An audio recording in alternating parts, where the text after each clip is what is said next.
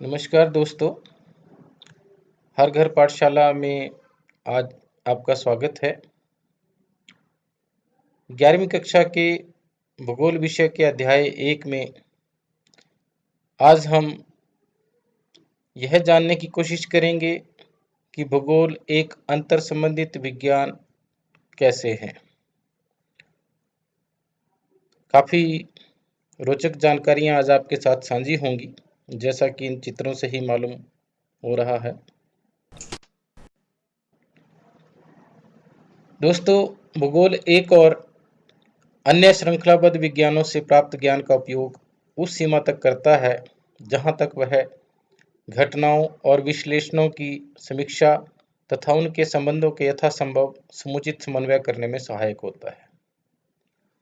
दूसरी ओर अन्य विज्ञानों से प्राप्त जिस ज्ञान का उपयोग भूगोल करता है उसमें अनेक व्युत्पत्तिक धारणाएं एवं निर्धारित वर्गीकरण होते हैं। यदि ये धारणाएं और वर्गीकरण भौगोलिक उद्देश्यों के लिए उपयोगी न हों तो भूगोल को निजी व्युत्पत्तिक धारणाएं तथा वर्गीकरण की प्रणाली विकसित करनी होती है। अतः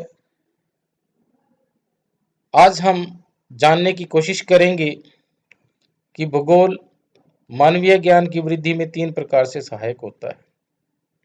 विज्ञानों से प्राप्त तथ्यों का विवेचन करके मानवीय आवास स्थान के रूप में पृथ्वी का अध्ययन करता है। दूसरे, अन्य विज्ञानों के द्वारा विकसित धारणाओं में अंतर्निहित तथ्य की परीक्षा का अवसर देता है, क्योंकि भूगोल उन धारणाओं का स्थान विशेष पर प्रयोग कर सकता है। तीसरे, यह सार्वजनिक अथवा निजी नीतियों के निर्धारण में अपनी विशिष्ट पृष्ठभूमि प्रदान करता है, जिसके आधार पर समस्याओं का स्पष्टीकरण सुविधाजनक हो। भूगोल की यात्रा बहुत लंबी है दोस्तों। आरंभिक काल से लेकर वर्तमान काल तक इसने अपने सफर में अनेकों मुकाम देखे हैं। अगर हम प्राचीन यूनानी विद्वानों की बात करें तो उनमें इराटोस्थनीज ने भूगोल को धरातल के एक विशिष्ट विज्ञान के रूप में मान्यता दी। इसके बाद हेरोडोटस तथा रोमन विद्वान स्ट्रैबो और क्लॉडियस टॉलमी ने भूगोल को सुनिश्चित स्वरूप प्रदान किया। इस प्रकार आज हम भूगोल में कुछ प्रश्नों का उत्तर ढूंढते हैं, उनकी व्याख्या करने की कोशिश करते हैं और कहाँ, कैसे, कब, क्यों, कितने, ये प्रश्न भूगोल के अध्ययन के बाद हमारे दिमाग में आते हैं। भूगोल की परिभाषाओं पर यदि नजर डालें,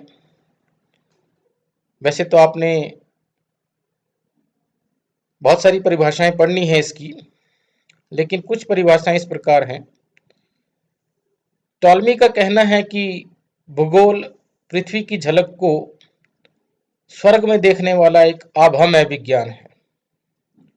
स्ट्रैबो कहता है कि भूगोल एक ऐसा स्वतंत्र विषय है जिसका उद्देश्य लोगों को इस विश्व का, आकाशीय पिंडों का, स्थल, महासागर, जीव जंतुओं, वनस्पतियों, फलों तथा भूधरातल के क्षेत्रों में देखी जाने वाली प्रत्येक अन्य वस्तु का ज्ञान प्राप्त कराना है। इन परिभाषाओं से हम ये अंदाजा लगाते हैं कि भूगोल एक समग्र और अंतर संबंधित क्षेत्रीय अध्ययन है जो स्थानिक संरचना में भूत से भविष्य में होने वाले परिवर्तन का अध्ययन करता है। इस तरह भूगोल का क्षेत्र विविध विषयों जैसे सैन्य सेवाओं, पर्यावरण प्रबंधन, जल संसाधन, आपदा प्रबंधन, मौसम विज्ञान, नियोजन और विविध सामाजिक विज्ञानों में है। इसके अलावा भूगोलवेत्ता हमारे दैनिक जीवन से संबंधित घटनाओं जैसे पर्यटन, स्थान परिवर्तन, आवासों तथा स्वास्थ्य संबंधी क्रियाकलापों में भी सहायक हो सकता है। मुख्यतः भूगोल के 3 विभागों के बारे में हम पढ़ते हैं। भूगोलवेत्ताओं ने अनेक विभाग करने की कोशिश की है, लेकिन 3 प्रमुख बताए हैं: गणितीय भूगोल, भौतिक भूगोल और मानव भूगोल। गणितीय भूगोल में पृथ्वी का सौर जगत के अन्य ग्रहों और उपग्रहों आदि से संबंध बतलाया जाता है और उनके सब के साथ एक सापेक्षिक संबंध का वर्णन भूगोल में होता है। इस विभाग का बहुत कुछ संबंध गणित ज्योतिष से भी है। भौतिक भूगोल में पृथ्वी के भौतिक रूप के दर्शन कराने की कोशिश की जाती है। उससे यह जाना जाता है कि नदी, पहाड़, देश, नगर आदि किसे कहते हैं।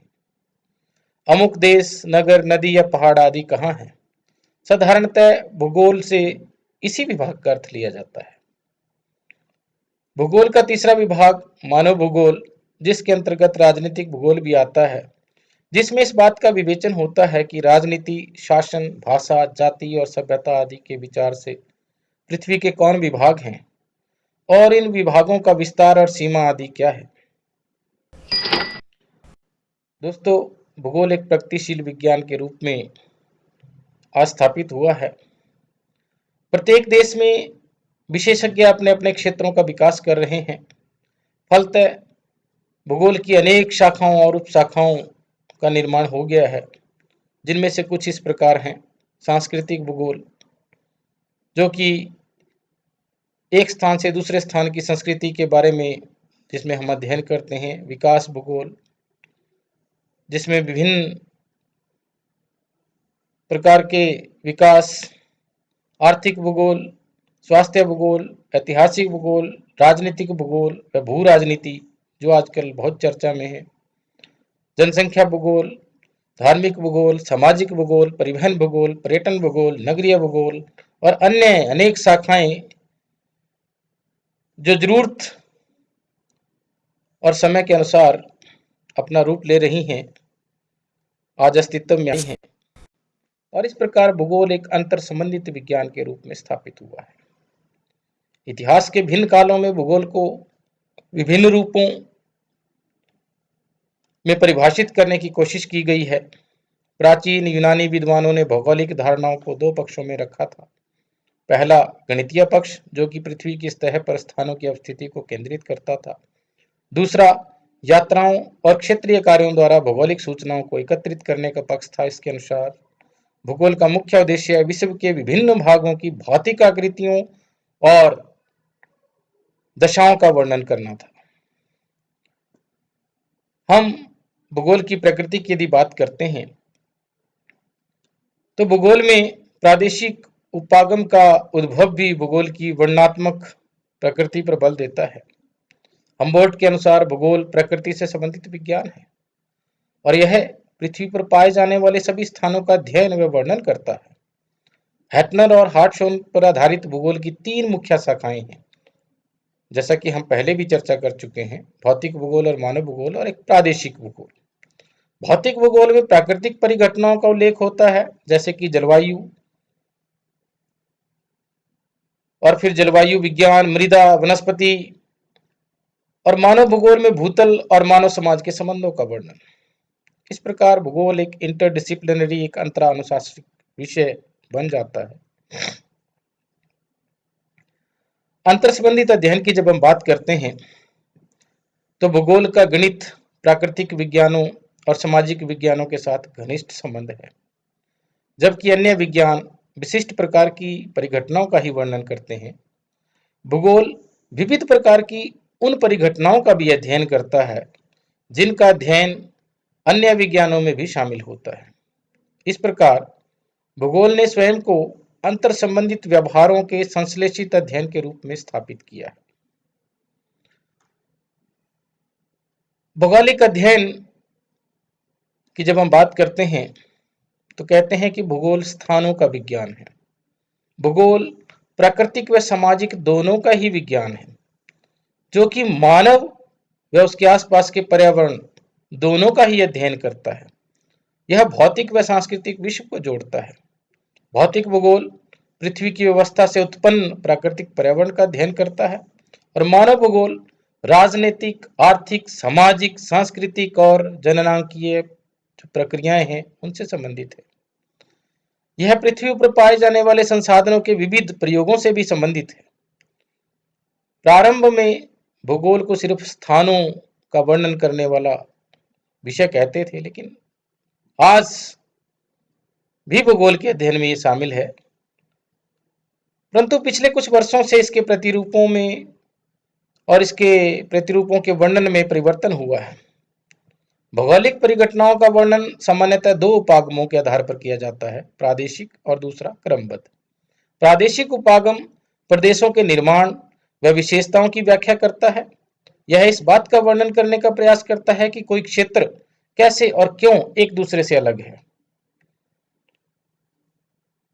प्रदेश भौतिक, सामाजिक, आर्थिक, राजनीतिक, जननांकीय आदि हो सकते हैं। क्रमबद्ध उपागम परिघटनाओं तथा सामान्य भौगोलिक महत्वों के द्वारा संचालित है। प्रत्येक परिघटना का अध्ययन क्षेत्रीय विभिन्नताओं व दूसरे के साथ उनके संबंधों का अध्ययन भौगोलिक आधार पर किया जाता है। दोस्तों, इस चित्र को यदि हम ध्यान से देखेंगे तो हम पाएंगे कि भूगोल की अनेक शाखाएं हैं और उन शाखाओं का संबंध विज्ञान और सामाजिक विज्ञान के दूसरे विषयों से है। जैसे ज्योग्राफिकल थॉट्स फिलॉसफी से संबंधित है, सोशल ज्योग्राफी सोशियोलॉजी से संबंधित है, पॉलिटिकल ज्योग्राफी पॉलिटिकल साइंस से संबंधित है, पॉपुलेशन ज्योग्राफी डेमोग्राफी से संबंधित है, हाइड्रोलॉजी ओशिनियोग्राफी से, जियोलॉजी जियोमॉर्फोलॉजी से, मीटीरियोलॉजी क्लाइमेटोलॉजी से, बॉटनी फाइटोजियोग्राफी से और जूलॉजी जू जियोग्राफी से, इकोनॉमिक ज्योग्राफी इकोनॉमिक्स से, कल्चरल ज्योग्राफी एंथ्रोपोलॉजी से। इस प्रकार से भूगोल की प्रत्येक शाखा किसी न किसी दूसरे विज्ञान से जुड़ी हुई है। जैसा कि मैंने पहले भी एक वीडियो में बताया था कि भूगोल को ही सभी विज्ञानों की मां कहा जा सकता है, लेकिन आज बाकी विज्ञानों ने अपना एक विस्तृत रूप ले लिया है, लेकिन अभी भी भूगोल और बाकी विज्ञानों का एक गहरा संबंध है। दोनों ही एक दूसरे के परिपूरक हैं। आइए नजर डालते हैं कुछ विज्ञान सामाजिक और भौतिक विज्ञानों से भूगोल का कैसे कैसे संबंध है। भूगोल की जब हम गणित के साथ बात करते हैं तो भूगोल की प्राय सभी शाखाओं, विशेष रूप से भौतिक भूगोल की शाखाओं में तथ्यों के विश्लेषण में गणितीय विधियों का प्रयोग किया जाता है। और भूगोल और खगोल विज्ञान की जब हम बात करते हैं तो खगोल विज्ञान में आकाशीय पिंडों का वैज्ञानिक अध्ययन होता है। भूतल की घटनाओं और तत्वों पर आकाशीय पिंडों, सूर्य, चंद्रमा, धूमकेतुओं आदि का प्रत्यक्ष प्रभाव दिखाई देता है। इसलिए भूगोल में सौरमंडल, सूर्य का अपने आभासी पथ पर गमन, पृथ्वी की दैनिक और वार्षिक गतियों और उनके परिणाम स्वरूप होने वाले परिवर्तनों, दिन रात और ऋतु परिवर्तन, चंद्रकलाओं, सूर्य ग्रहण, चंद्र ग्रहण आदि का अध्ययन किया जाता है। इन तत्वों और घटनाओं का मौलिक अध्ययन जो है वो खगोल विज्ञान में किया जाता है। इस प्रकार भूगोल का खगोल विज्ञान से स्पष्ट संबंध है। जब हम भूविज्ञान की बात करते हैं तो भूगोल की एक शाखा है जियोमॉर्फोलॉजी, उसके साथ इसका गहरा संबंध है, क्योंकि भूविज्ञान में पृथ्वी के संगठन, संरचना और इतिहास के वैज्ञानिक अध्ययन पर बल दिया जाता है और इसके अंतर्गत पृथ्वी के संगठक पदार्थों, भूतल पर क्रियाशील शक्तियों, जिनसे भूतल पर अनेक परिवर्तन होते हैं, तथा उनसे उत्पन्न संरचनाओं, पर्वत, पठार, मैदान, घाटियां, भूपटल की शैलों आदि की संरचना एवं उनके वितरण और पृथ्वी के भूवैज्ञानिक कालों आदि का अध्ययन इसमें सम्मिलित है। और भूगोल में स्थल रूपों के विश्लेषण में भूविज्ञान के सिद्धांतों और साक्ष्यों का सहारा लिया जाता है। इस प्रकार दोनों आपस में अत्यंत घनिष्ठ संबंध रखते हैं। भूगोल और मौसम विज्ञान की जब हम बात करते हैं तो भूतल को प्रभावित करने वाले भौगोलिक कारकों में जलवायु सर्वाधिक प्रभावशाली और महत्वपूर्ण कारक है। मौसम विज्ञान वायुमंडल, विशेषतः उसमें घटित होने वाले भौतिक प्रक्रमों और उससे संबंधित स्थल मंडल और जल मंडल के विविध प्रक्रमों का अध्ययन करता है। इसके अंतर्गत वायुदाब, तापमान, पवन, आर्द्रता, वर्षण, मेघाच्छादन, सूर्य प्रकाश आदि का अध्ययन विस्तृत रूप में किया जाता है। और मौसम विज्ञान के इन तत्वों का विश्लेषण भूगोल में भी किया जाता है। जल विज्ञान के साथ यदि हम बात करते हैं तो भूगोल की एक शाखा ओशिनोग्राफी इससे संबंधित है। पृथ्वी पर स्थित जल के अध्ययन की जब हम बात करते हैं तो इसके साथ ही इसमें जल के अन्वेषण, प्रयोग, नियंत्रण व संरक्षण का भी अध्ययन होता है। महासागरीय तत्वों के स्थानिक वितरण का अध्ययन भूगोल की शाखा ओशिनोग्राफी में किया जाता है।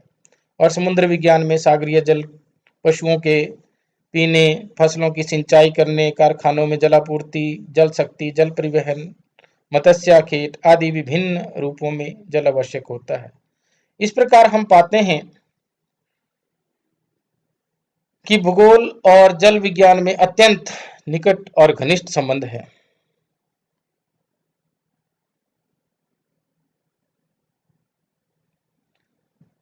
भूगोल और मृदा विज्ञान की जब हम बात करते हैं तो ये भी आपस में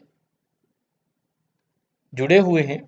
मिट्टी की निर्माण संरचना, विशेषतः भूतल पर मिट्टियों के वितरण का अध्ययन मृदा भूगोल में किया जाता है। मिट्टी का अध्ययन कृषि भूगोल का भी महत्वपूर्ण विषय है। इस प्रकार दोनों एक दूसरे के परिपूरक हैं। भूगोल और वनस्पति विज्ञान आपस में घनिष्ठ संबंध रखते हैं। वनस्पति विज्ञान में पादप और उसके संपूर्ण विषम रूपों का वैज्ञानिक अध्ययन होता है। और प्राकृतिक वनस्पतियों के जो वनस्पतियां हैं, इनके स्थानिक वितरण और विशेषताओं का जो विश्लेषण है वो भौतिक भूगोल की जैव शाखा बायो जियोग्राफी और उसकी उप शाखा प्लांट जियोग्राफी में किया जाता है। दोस्तों, जंतु विज्ञान से भी भूगोल का बड़ा घनिष्ठ संबंध है। जंतु विज्ञान या प्राणी, समस्त प्रकार के प्राणी जीवन की संरचना, उनका वर्गीकरण, उनके कार्यों का वैज्ञानिक अध्ययन जंतु विज्ञान में किया जाता है। और मनुष्य के लिए जंतु जगत और पशु संसाधन बहुत महत्वपूर्ण है। पशु मनुष्य के लिए इतने उपयोगी हैं कि इनके बिना मनुष्य का जीवन दुष्कर हो जाएगा। मनुष्य को पशुओं से अनेक उपयोगी पदार्थ यथा दूध, मांस, ऊन, चमड़ा आदि प्राप्त होते हैं। और कुछ पशुओं का प्रयोग तो आज भी सामान ढोने, परिवहन और सवारी करने के लिए किया जाता है। जैव भूगोल की एक शाखा है जंतु विज्ञान, एनिमल ज्योग्राफी, जिसमें विभिन्न प्राणियों के स्थानिक वितरण और विशेषताओं का अध्ययन किया जाता है। इसमें यह जानने की कोशिश की जाती है कि कोई जंतु विशेष कहाँ, कितनी मात्रा में मिलता है, याक कहाँ मिलता है, हिरण कहाँ मिलता है, टाइगर कहाँ मिलता है। विभिन्न प्रकार के जंतुओं की जब हम बात करते हैं, मानव जीवन के आर्थिक, सामाजिक, सांस्कृतिक सभी क्षेत्रों में पशु जगत का महत्वपूर्ण स्थान होने के कारण इसको भौगोलिक अध्ययनों में विशिष्ट स्थान प्राप्त है। अतः भूगोल का जंतु विज्ञान से घनिष्ठ संबंध है। भूगोल और अर्थशास्त्र की जब हम बात करते हैं तो हमारे ध्यान में एक बात आती है कि मनुष्य की मूलभूत आवश्यकताएं हैं भोजन, वस्त्र और मकान। प्राथमिक आवश्यकताएं हैं ये, जो किसी भी देश, काल या परिस्थिति में प्रत्येक व्यक्ति के लिए अनिवार्य होती हैं। इसके साथ ही मानव या मानव समूह की सामाजिक, आर्थिक, राजनीतिक आदि आवश्यकताएं भी होती हैं, जो बहुत कुछ अर्थव्यवस्था पर आधारित होती हैं। और अर्थव्यवस्था का अध्ययन करना अर्थशास्त्र का मूल विषय है। किसी स्थान, क्षेत्र या जन समुदाय के समस्त जीविका स्रोतों, वहां के आर्थिक संसाधनों, उनके प्रबंधन, संगठन और प्रशासन को ही अर्थव्यवस्था कहते हैं।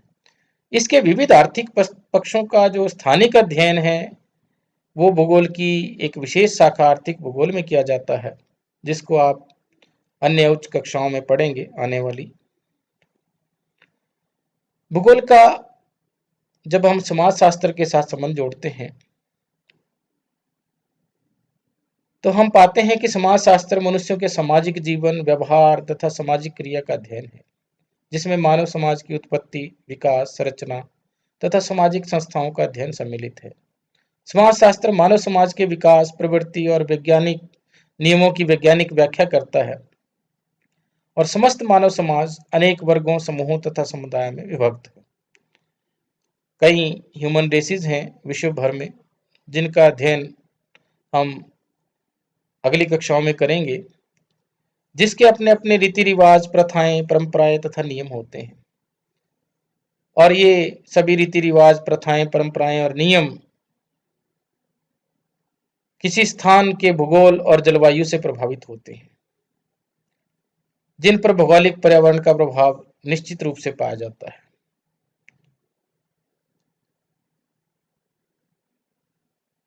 अतः समाजशास्त्रीय अध्ययनों में भौगोलिक ज्ञान बहुत आवश्यक होता है। एक छोटा सा उदाहरण मैं यहाँ पर देना चाहूँगा कि पंजाब में भंगड़ा नृत्य ही क्यों किया जाता है, और पहाड़ी क्षेत्रों में जैसे कि हम हिमाचल में नाटी और स्लो डांस को क्यों प्रेफरेंस देते हैं। दोस्तों, ये कोई रिवाज नहीं है, बल्कि भूगोल और जलवायु के द्वारा दी गई एक ऐसी योजना है जिसके अनुसार हम पहाड़ी क्षेत्रों में स्लो डांस ही करते हैं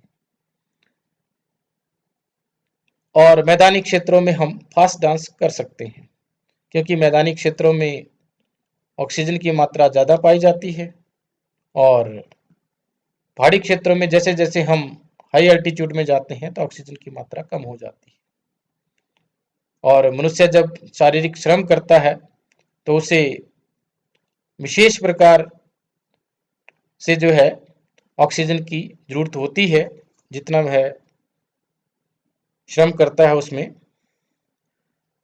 तो यदि प्रकृति के विपरीत चलेगा तो प्रकृति जो है उसको अपने अनुसार चलाने के लिए बाध्य करेगी। अनेकों अनेक अन्य भी उदाहरण हैं। अभी समय अभाव के कारण मैं आपसे वो डिस्कस नहीं करूंगा, अगली कक्षाओं में हम बात करेंगे। भूगोल का जब हम इतिहास से बात करते हैं तो कहते हैं कि इतिहास समय का विज्ञान है और भूगोल स्थान का विज्ञान है। किसी भी देश या प्रदेश के इतिहास पर वहां के भौगोलिक, पर्यावरण तथा परिस्थितियों का गहरा प्रभाव पड़ता है। प्राकृतिक तथा मानवीय या सांस्कृतिक तथ्य का विश्लेषण विकासात्मक दृष्टिकोण से करते हैं, तब मनुष्य और पृथ्वी के परिवर्तनशील संबंधों का स्पष्टीकरण हो जाता है। किसी प्रदेश में जनसंख्या, कृषि, पशुपालन, खनन, उद्योग धंधों, परिवहन के साधनों, व्यापारिक एवं वाणिज्यिक संस्थाओं आदि के ऐतिहासिक विकास का अध्ययन मानव भूगोल में किया जाता है, जिसके लिए उपयुक्त साक्ष्य और प्रमाण इतिहास से ही प्राप्त होते हैं। राजनीतिक विज्ञान और भूगोल वर्तमान में ये एक बहुत ही महत्वपूर्ण विषय है, जिसके कारण जियोपॉलिटिक्स एक नई शाखा उभर करके सामने आई है। राजनीति विज्ञान के अध्ययन का केंद्र बिंदु शासन व्यवस्था। इसमें विभिन्न राष्ट्रों एवं राज्यों की शासन प्रणालियों, सरकारों, अंतर्राष्ट्रीय संबंधों आदि का अध्ययन किया जाता है। और राजनीतिक भूगोल मानव भूगोल की वह शाखा है जिसमें राजनीतिक रूप से संगठित क्षेत्रों की सीमा, उनके विस्तार, उनके विभिन्न घटकों, उप विभागों, शासित भूभागों और वहां पर उपलब्ध संसाधनों, आंतरिक तथा विदेशी राजनीतिक संबंधों आदि का अध्ययन सम्मिलित है। आज विश्व भर में जितनी भी समस्याएं हैं राष्ट्र राज्यों के संबंधों को लेकर के, उनका हल जियोपॉलिटिक्स में ही संभव है।